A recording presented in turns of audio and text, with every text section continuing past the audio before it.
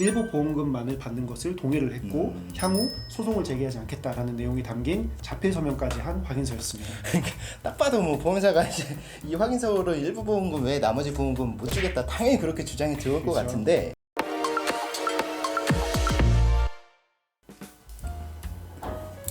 예, 안녕하십니까. 부부손해사정사입니다. 지난 시간에는 이제 위험의 변경이 없으니 통지 의무 위반을 주장할 수 없다고 이렇게 이제 법원에서 판단을 했고 네. 이번에는 또 다른 분쟁 사항도 여러 개 있었잖아요. 그에 네. 대해서 한번 얘기를 해보려고 하는데 첫 번째는 소송 과정에서 보험회사가 그 확인서를 작성했다고 해서 더 이상 보험금 지급 책임이 발생하지 않는다 뭐 이렇게 이제 주장을 했었단 말이죠. 이거에 대해서 좀 설명을 좀.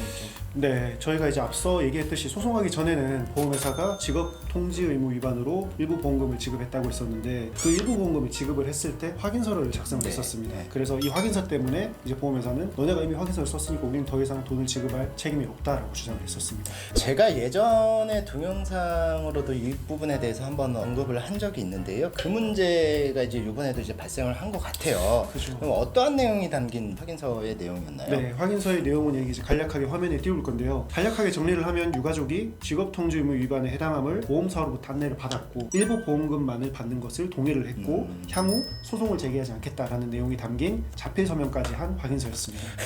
딱 봐도 뭐 보험사가 이제 이 확인서로 일부 보험금 외에 나머지 보험금 못 주겠다 당연히 그렇게 주장이 들어올 것 그렇죠. 같은데 그래서 이제 보험회사랑 이제 소송 등으로 이제 다투려고 할 때는 제가 이제 계속 얘기 드리지만 그런 거 함부로 작성하지 말라 이렇게 얘기를 드린 건데요. 정말 조심해야 됩니다. 그럼 이에 대해서 이제 법원에서는 어떻게 판단을 했을까요? 네, 해당 확인서를 이제 작성할 당시에 보험회사로부터 통지 의무 위반 여부가 명확하지 않다는 점 등에 대해서 설명을 들었다라면 이 사람이 확인서를 작성하지 않았을 것이라는 점, 그리고 이 사건의 경우 보험회사의 설명 의무 위반도 쟁점이 되었었는데요. 해당 확인서에는 보험사의 설명 의무 위반에 대한 내용도 전혀 적혀 있지 않았었습니다. 그리고 유가족이 착오로 인해서 이러한 사정에 의해서 작성한 것이기 때문에 취소되어야 되고 결국에는 확인서의 효력은 없다라고 저희가 주장을 했었습니다. 근데 재판을 할 때 판사님이 처음에 그런 얘기 하셨다면서요. 이거 한글만 읽어도 다 이해하고 작성할 수 있는 거 아니냐. 그러니까 효력 발생한 거 아니냐. 이런 식으로 처음에 얘기가 나왔었다면서요. 그죠. 이제 이 소송에 가면 이제 이런 에피소드들이 있는데 제가 작성한 변호사가 작성한 것이 아니지만 이제 당연히 이제 변호사 너가 봐도 이거는 이제 한글로 작성한 사람이면 누구나 다 할 수 있지 않나라고 저를 이제 약간 꾸짖는 것처럼 이렇게 말씀하셨었는데 그때 많이 당황을 했었지만 저희가 일목요연하게 다시 주장을 정리해서 이렇게 이제 설명을 드렸었던 걸로 그러니까 이제 기억합니다. 다행히 이제 결론은 잘 됐는데 이제 뭐 착오 부분도 있었지만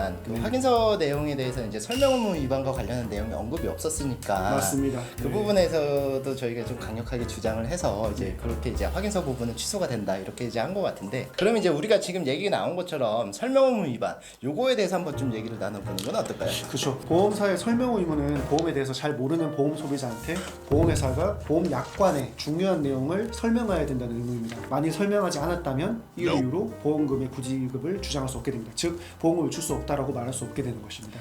그럼 이제 결국에 이제 설명 의무 위반에 대한 쟁점은 두 가지로 보이거든요. 첫 번째는 직업 변경 통지 의무가 보험회사가 가입 당시 설명을 해줘야 되는 대상이 되느냐. 그리고 두 번째는 그 대상에 해당한다면은 가입 당시에 설명을 해줬느냐 이 두 가지인 것 같은데. 예, 맞습니다. 정확하게 정리를 잘 해주셨는데요. 그런데 직업 통지 의무의 약관 조항에 대해서 법원 판결들이 좀 왔다 갔다 하는 경향이 있습니다. 그래서 어느 법원에서는 설명해야 할 대상이라고 보고 또 어떤 법원에서는 설명 의무의 대상조차 되지 않는다. 그래서 설명할 필요가 없다라고 이렇게 보고 있기 때문에 이게 상당하게 치열하게 다투어지는 논점 중에 하나였습니다. 그랬었죠. 네.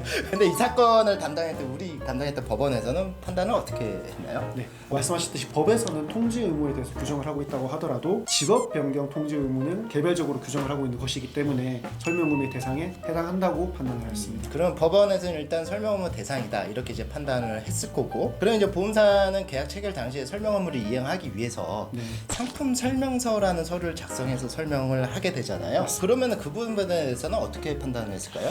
네, 이 사건의 경우에도 상품 설명서로 설명을 했다고 보험사가 주장을 했었습니다. 실제 상품 설명서에서도 이 직업 통지 의무 위반에 대해서 기재가 되어 있긴 했었습니다. 그럼 뭐 보험회사가 설명 의무 이행한 거 아닙니까? 네, 일반적으로는 말씀하신 대로 설명 의무 이행했기 때문에 설명 의무 위반이 인정되진 않습니다. 저희 어떻게 보면 소송 기법이 저희 노하우이기 때문에 말씀드릴 수는 없지만 상품 설명서에 빈틈이 있더라고요. 그래서 이런 설명 의무를 이행하지 못했다고 주장을 했고 법원에서도 저희 주장을 받아들여서 보험사의 설명 의무 위반에 대해 해당을 한다. 따라서 설명 의무 위반이라고 판단을 했었습니다. 그래도 좀 뭐 알려주시면 안 됩니까?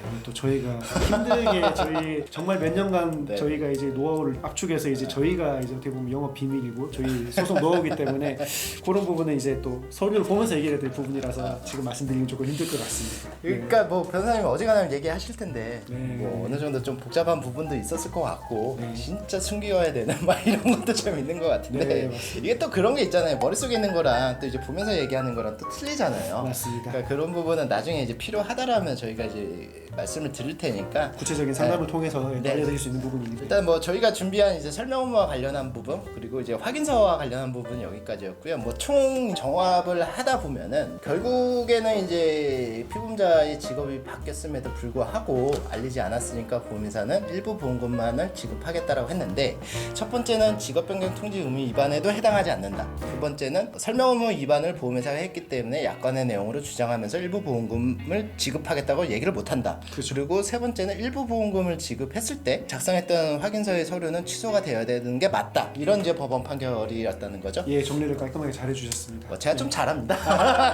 그러니까 지금 저희가 말로 해도 이렇게 논점이 많았었는데 실제 소송에서는 정말 치열하게 다퉜었고 저나 이제 손해사항사님하고도 정말 의미가 있었던 그런 사건이었던 것 같습니다. 네, 뭐 좀 많이 고생하긴 했죠. 뭐 아무튼 뭐 끝까지 시청해 주셔서 감사하고요. 보는 분들 도움이 되셨다고 한다면은 좋아요, 구독, 알림 설정 부탁드리도록 하겠습니다. 예, 감사합니다.